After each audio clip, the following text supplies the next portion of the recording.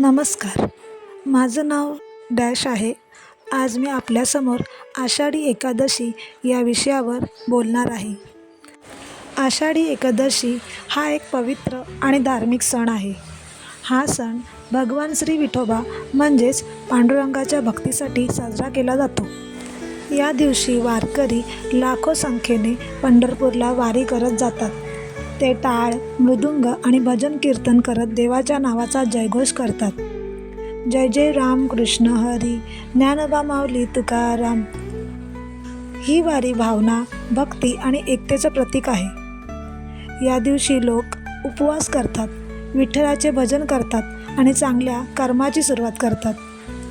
विठ्ठल आणि रुक्मिणी मातेचं दर्शन घेण्यासाठी लोक खूप लांबून चालत येतात. हा एक भक्तिमय आणि पवित्र उत्सव असतो. चांगले विचार, शुद्ध मन आणि भक्ती हेच आषाढी एकादशीचं खऱ्या अर्थाने महत्त्व आहे. चला, आपण सगळेही चांगले काम करूया, चांगले वागूया आणि आपल्या मनात विठ्ठल नामाची भक्ती वाढवूया. पुंडलिक वरदा हरी विठ्ठल. धन्यवाद.